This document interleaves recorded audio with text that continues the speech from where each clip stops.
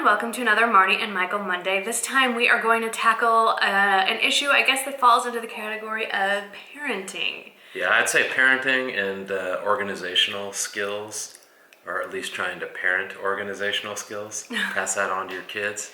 So It's been challenging, I'd say. Yeah, which is what I wanted to talk about. We both feel pretty strongly that we're not in any position to tell you how to parent. No, definitely not.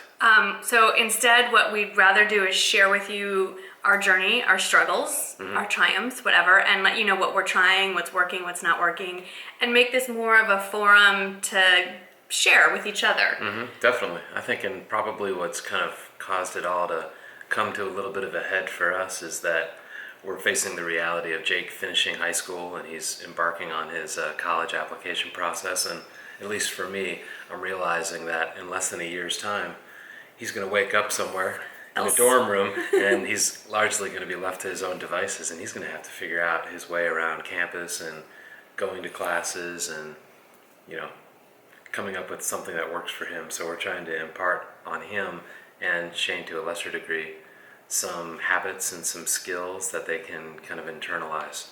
Yes. So we had a little meeting with them this morning, which we titled our Routines and Expectations Family Meeting. I just want to touch on the fact that a lot of you have commented, or a few of you have commented, why are you focusing so much on Jake getting organized? He's a senior in high school. Shouldn't he be able to figure it out? It's not that simple. There is a more complicated answer to that Jake does not yet want me to share with the world. But, you know, there are kids that struggle with organization for a variety of reasons. Definitely. Some kids have learning disabilities. Some kids are just inherently unorganized. Many children who fall into gifted and talented, it's the absent-minded professor thing. So they need a little extra help in that category. So that's kind of where we're going with Jake. And for Shane, we want to start him off on the right foot at the beginning of high school so he gets these habits ingrained. So, we had our meeting this morning. Yeah. And we've kind of determined it's going to be a repetitive meeting. I mean, it's going to happen kind of on a weekly basis for us, Sunday afternoons in the early afternoon. Seems to make sense.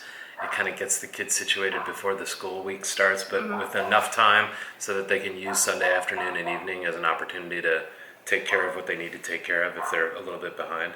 So, in order to focus their attention, I prepared a little presentation and printed out handouts.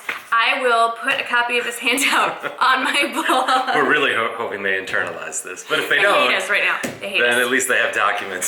So, this is our whiteboard that is going up on the side of the refrigerator that they can refer to, and I have also printed it out for them so that they can refer to this. Put this in their notebooks. So I'm gonna just run through this fairly quickly, and if you want to refer again to the blog, it'll be posted there as well. Again, anybody have any other ideas? I would love to hear from you.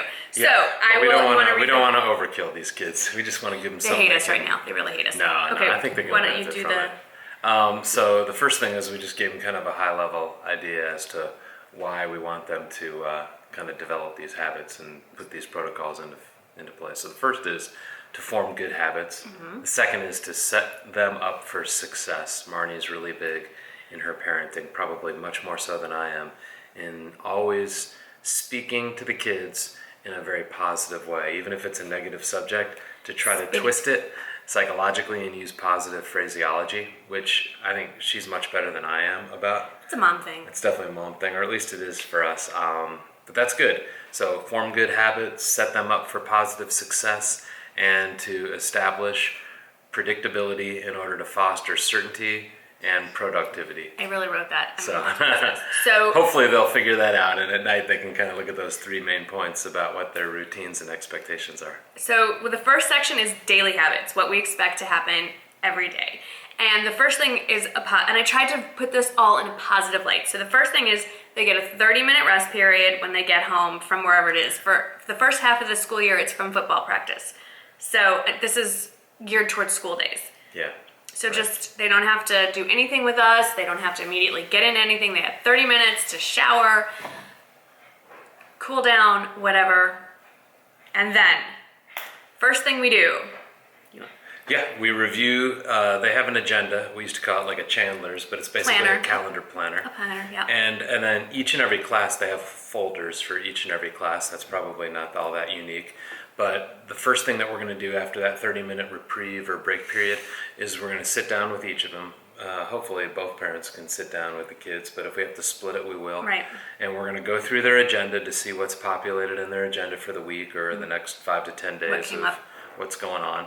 And then we cross-check that against each of their folders, which is going to contain hopefully their homework, maybe their daily notes, quizzes, other types of things that they're getting in class, projects. And then we can check to make sure that they have all of their deadlines, all the upcoming events are in their planner. This is much more involved than we've historically been, right. But I'm confident it's going to be a great habit. I mean, I don't see any reason that this won't be successful. We've had a history of missing assignments with each of the kids, and so we're hoping that we're going to start off kind of intense, and then the goal is to pull back as the year progresses, but for them to get into the habit of writing a to-do list, a running log of what needs to get done in their planner, and then to make sure they're also referring back to materials that the teachers handed out in class, because a lot of times they'll write something down, but the teacher will hand them something and they'll stick it in their folder and forget about it. So it's not an in-depth walk me through every moment of your day, but it's a quick, all right, show me what's in your agenda, what have you got for tonight, anything new in your folders, you sure you got it? Okay, next. But I would say, interject one point, you don't want to brush over too quickly, because the kids, at least our kids, they'll have a tendency to not reveal as much as you would want them to reveal or to disclose as much, so you don't want to get them in the habit of going over it too quickly, because they may miss something or they may intentionally hide stuff that they don't want to have to deal with. Because kids are kids, they just want to kind of move on and get to the next subject. Okay, so once they've rested up and we've done a fairly quick look through their folders and stuff, then they get to studying. And something that we've read about, I've learned a million years ago when I was in graduate school, and that we've observed is they tend to do better when they study in the same place every night. So barring the use of their computer, of our family computer, one kid likes to study in the kitchen, one kid likes to study in the dining room. So, unless they need to use the computer. But it's a familiar place. It's all about building routines. Yeah. So there's that. Okay. What's the next? The next step is something that the kids hate, especially Shane. Shane is fighting us on this one big time. Yep.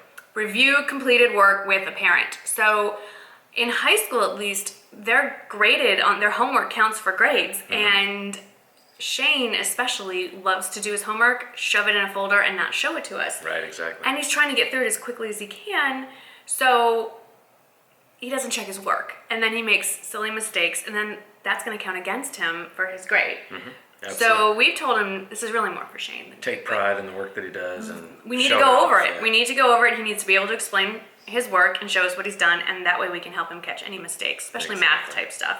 Or proofreading for grammar. And sometimes it's just cleanliness, just proofreading it to make sure it looks good. Right. Because he'll have a tendency to work too quickly. Next, this is for our sanity in the morning, especially during football season. The kids leave really early to go to practice. Backpacks and all gear that you need the next morning need to be packed the night before. Yeah.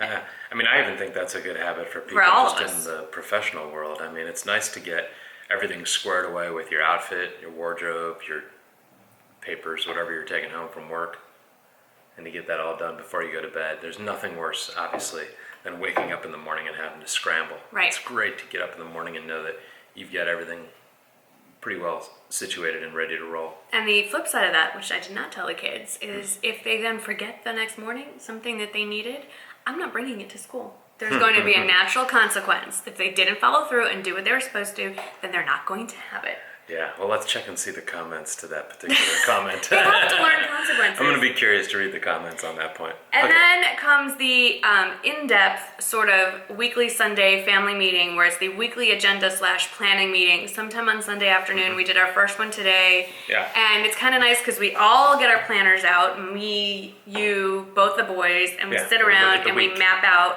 all the who's got practice, what games, all that kind of stuff. All the extracurriculars get filled in, and then we plot in all the tests, quizzes, so the kids can learn to look ahead and go, okay, I have a geometry test on Friday, but the night before I have a football game, so I can't study. I shouldn't even study just Thursday night.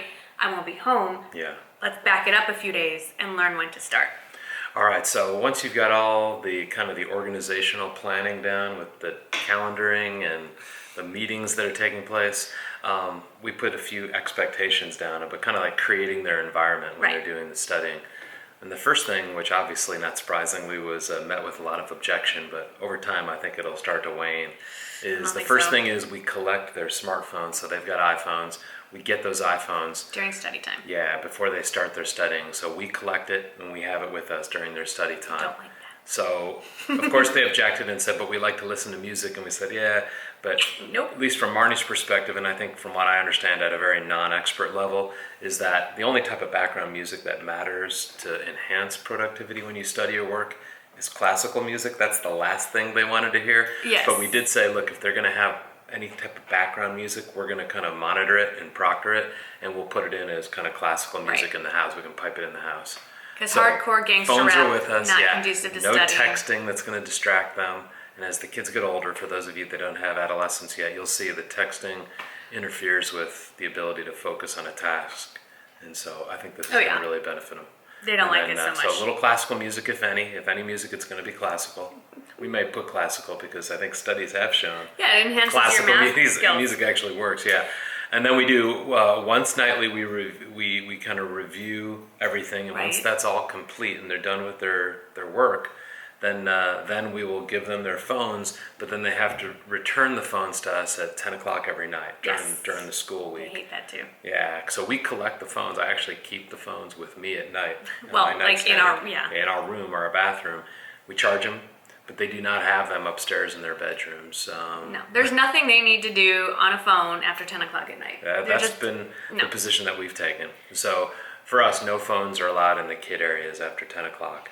during school during nights. school nights. Sunday through Thursday. So that's how we're going to do it. It seems like we can follow most of these pretty consistently. I don't see that there's any reason we're going to be able to stray from that. Although the final point, maybe Marnie wants to encapsulate. So I wrote exactly. on the very bottom. So what's all the purpose in all this stuff? This plan was set down in order to make all of our lives as stress-free and easy as possible.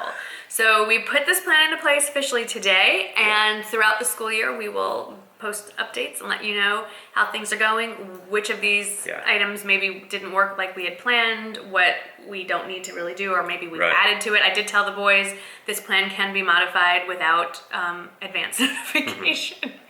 So we'll just see how it goes. And the goal is not to be hovering helicopter parents. The goal is for these boys, after a few weeks, to adopt this on their own and give us the ability to monitor Just observe from it and afar. monitor it, yeah. But I think, more than anything, this is kind of tongue-in-cheek, but I guess Marnie probably found this to be mostly cathartic for her to do this exercise. I think it's going to be a huge benefit for the kids, but it's also, frankly, therapeutic for the parents who are dealing with the stress of kids getting involved in school. For me, and you feel the stress as well, but for those people, even if your kids aren't in an extra, this is really geared for high school kids, but even if your kids aren't in an extracurricular, high school is stressful. Everything matters, and everything is about getting into college and how it's going to affect your class rank and all that stuff. And we're probably seeing that more now because we're embarking on our senior year and doing the application process. And then you add football or choir or drama or whatever your kids are into, and it feels like I can never catch my breath. We're always like, what's next? Oh my gosh, we're always playing catch up. So I thought that this would put a little sanity, some structure into our lives, and I guess we'll let you know how it works. Yeah, we will. I think it should work well. We should be optimistic about it going Fingers into crossed. it. Yeah. So let us know what you think. If you want more videos like this about parenting. Sure, we'll give you all an update for sure if everybody wants it. Yeah. And let y'all know how it goes. Let us know how you like these kinds of videos. Yeah. Thank you so much for watching. Thank you for watching. Yeah, it's been fun doing it so far, and it's kind of interesting areas of our lives that we're able to share with you. And we'll see you in the next video. See you next Monday. Bye. Bye. Okay guys, I am like reliving my high school fantasies because I never made it to varsity cheer. I'm surrounded on either side by Amanda and Ellie, and they are varsity cheerleaders, and we're talking about